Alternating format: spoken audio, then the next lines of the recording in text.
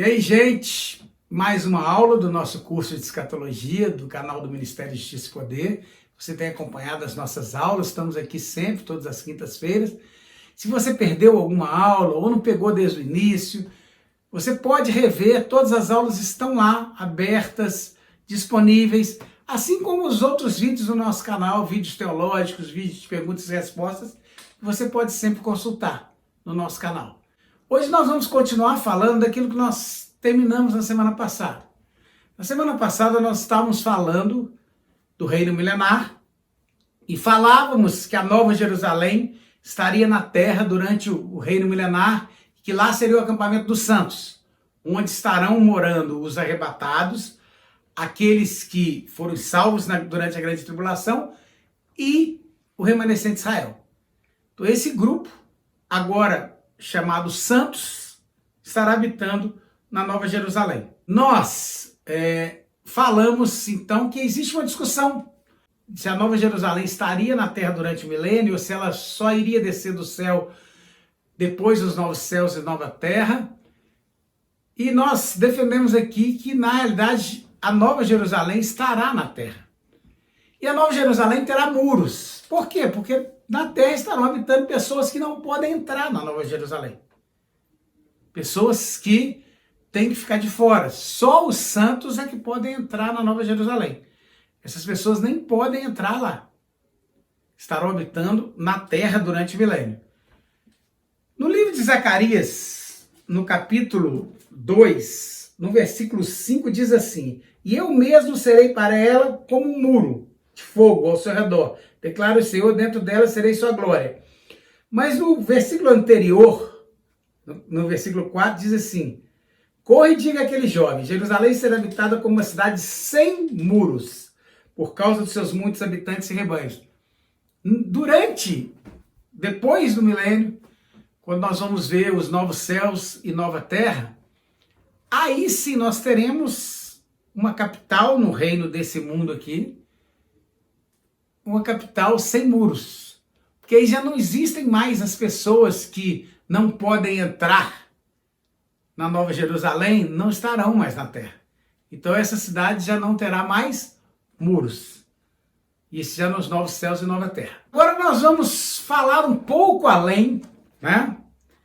Nós até semana passada comentamos que falaríamos sobre isso hoje, sobre a batalha de Gog e Magog. Vamos voltar com as nossas Bíblias para Apocalipse 20, que é o texto básico do reino milenar, o Apocalipse 20, né? Versículo 7, quando terminarem os 1000 anos, Satanás será solto de sua prisão, sairá para enganar as nações que estão nos 4 cantos da terra, Gog e Magog. Guardem esse nome aí. Satanás vai sair nessas nações, dentre essas pessoas que vivem na terra, e não no acampamento dos santos, não na Nova Jerusalém, mas vivem espalhadas pela terra. Durante o reino milenar, pessoas que se morrerem aos 100 anos, morrerão jovem. Nós já falamos sobre essas pessoas semana passada, guardando sempre 2 tipos de pessoas que vivem na terra durante o milênio. Aquelas pessoas que têm o corpo normal, mas que vão viver mais tempo do que se vive hoje, e aqueles que já terão o corpo glorificado e que não morrem mais. Estes vão habitar na Nova Jerusalém. Os demais pelas nações da terra. Terminado o milênio, Satanás vai ser solto e ele vai correr pela terra, buscando entre essas nações que estavam na terra durante o milênio, pessoas que vão segui-lo. Depois de 1000 anos de um reino justo de Jesus, pessoas que vão segui-los. E a Bíblia chama essas nações de Gog e Magog, a fim de reunir a sua batalha, a batalha de Gog e Magog. Número como a areia do mar, porque Satanás ainda vai achar gente igual a areia do mar para segui-lo, depois de 1000 anos do reinado. As nações marcharam por toda a superfície da terra, ou seja, vão vir de diversos lugares, de todos os lugares da terra, e vão cercar o acampamento dos santos, ou seja, vão cercar a Nova Jerusalém para a batalha. Cada acampamento dos santos, a cidade amada, mas um fogo desceu do céu e as devorou. Nós falamos há pouco tempo de que a grande tribulação termina com uma batalha, que é a batalha do Vale do Megido, a batalha do Armagedon. Essa batalha que vai ter todos os reinos da terra que seguem o anticristo e o falso profeta, lutando contra o Cristo, lá no final da grande tribulação, batalha do Armagedon. Agora aqui nós estamos vendo outra batalha que vai acontecer no final do milênio. Vamos ver o que a Bíblia fala sobre Gog e Magog. Primeiro, vamos lá em Gênesis, capítulo 10 de Gênesis, no versículo 2, esses foram os filhos de Jafé, Gomer, Magog, Madai, Javã, Tubal, Meseque e Tirás. Quem é Jafé? Jafé, ou Jafé, ou Javé, em algumas traduções, é um dos filhos de Noé. Os jafeitas, logo que veio a Torre de Babel, a separação, eles foram para o Planalto Iraniano. Eles foram habitar no Planalto Iraniano.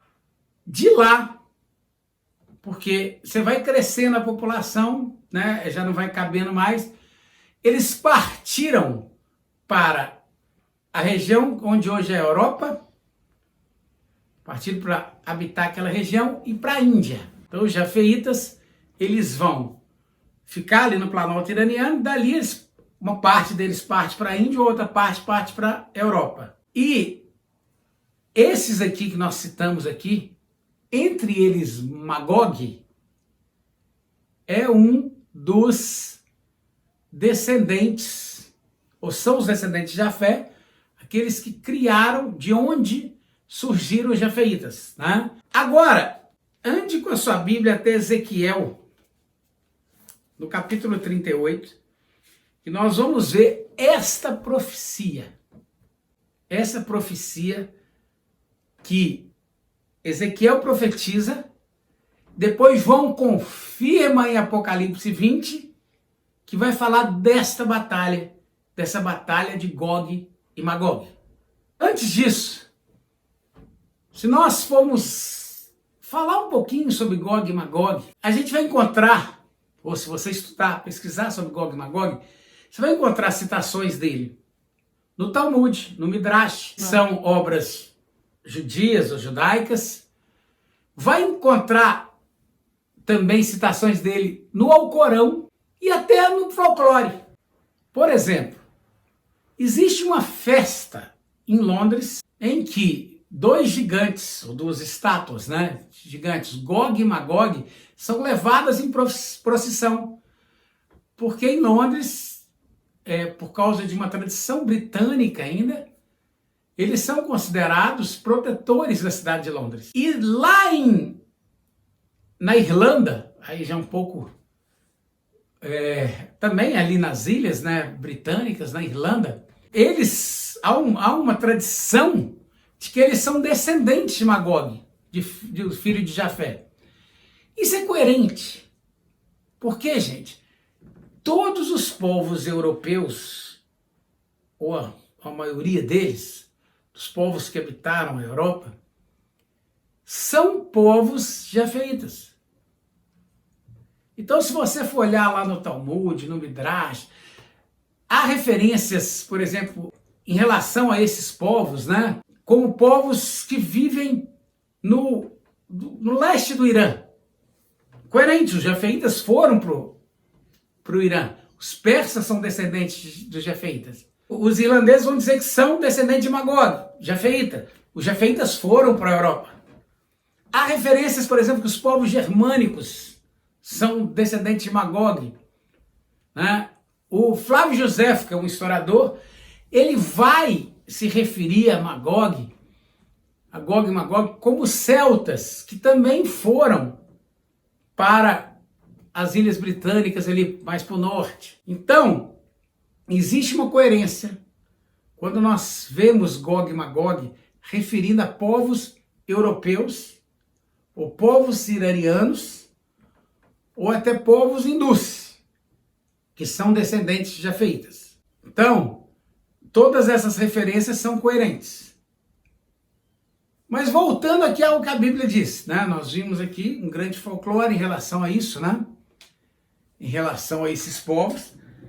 Agora vamos ver o que a Bíblia está dizendo aqui no capítulo 38.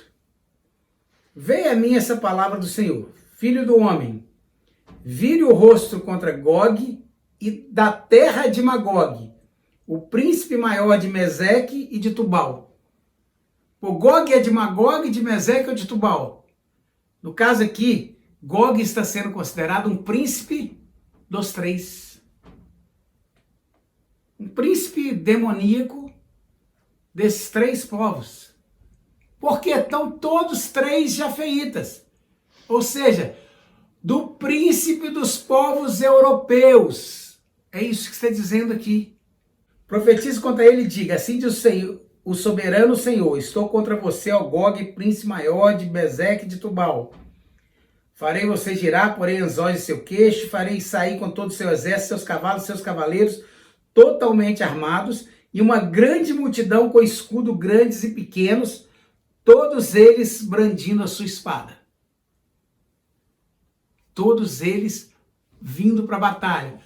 Oh, mas se uma batalha no final do milênio vai ser com espadas, a espada aqui é figurativo, gente. De qualquer tipo de armas, tá? Continuando aqui. Aí ele vai falar que a Pérsia, a Etiópia, a Líbia estarão com eles. Ou seja, povos europeus e povos africanos e mais a Pérsia, que é hoje o Irã, que também são povos descendentes de Jafé. E mais a Etiópia e a Líbia, aí já são povos descendentes de Cão. Estarão com eles Gomer com todas as suas tropas, Bet-Togarma do extremo norte com todas as suas tropas, muitas nações com você. Ou seja, as nações europeias com as demais nações da terra. Aqui temos asiáticos, temos africanos. Aprontem-se, estejam preparados vocês, todas as multidões reunidas ao seu redor, e assumam o comando delas. Quem vai assumir o comando? Gog, um príncipe demoníaco. E a gente vê lá pelo Apocalipse que é o próprio Satanás que vai estar arregimentando essas nações para essa batalha contra o acampamento dos santos. Apronte-se, estejam preparados vocês, as multidões reunidas ao seu redor, e assumam o comando delas. Depois de muitos dias você será chamado às armas. Quantos dias? 1000 anos. Multiplique isso por 365 aí, para vocês verem quantos dias dá. Para ser preciso, 365 mil dias. Depois desses muitos dias, eles vão ser chamados às armas. Daqui a alguns anos, você invadirá uma terra que se recuperou da guerra, cujo povo foi reunido entre muitas nações dos montes de Israel, os quais por muito tempo estiveram arrasados, trazidos das nações, agora vivem em segurança.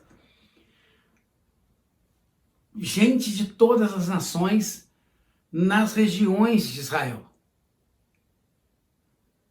Na Nova Jerusalém, nas regiões de Israel, essas pessoas de muitas nações. Então, muitas nações contra e muitas nações de um lado e muitas nações de outro. Mas, no caso de Gog e Magog, são as próprias nações em guerra. No caso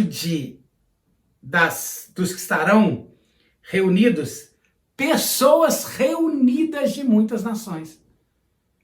Então não são as nações, são pessoas que foram arrebatadas, que foram salvas de muitas nações, se juntaram ao remanescente de Israel.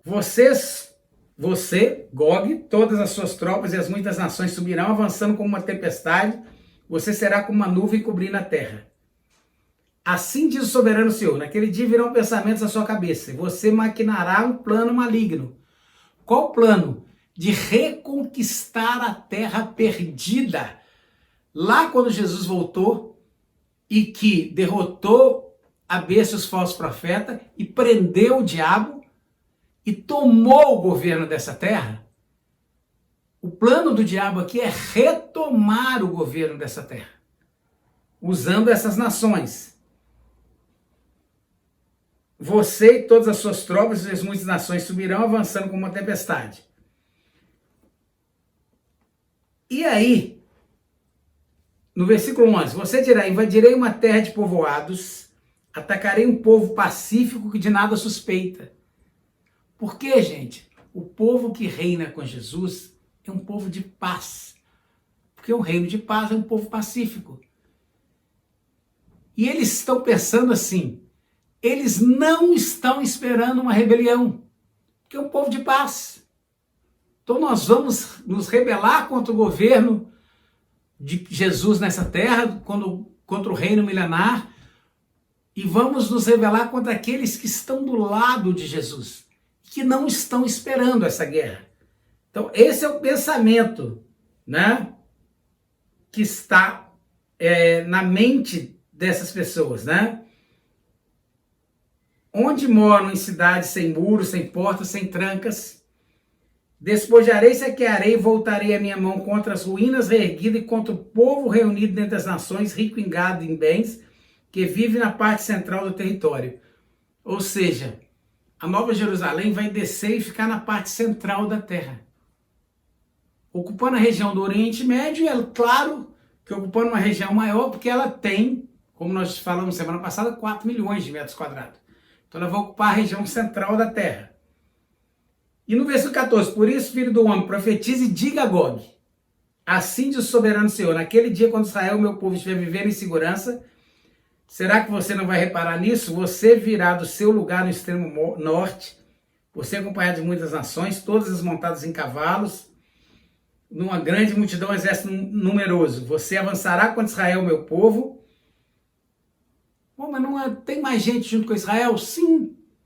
Mas agora nós estamos falando de um Israel espiritual.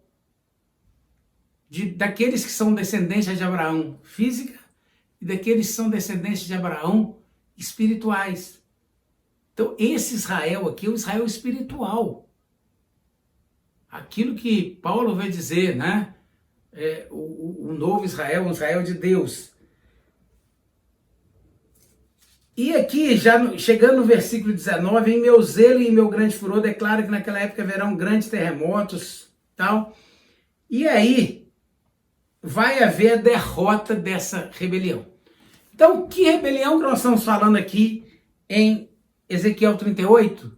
Na rebelião das nações que estão espalhadas pela terra contra o acampamento dos santos, como nós vimos lá em Apocalipse.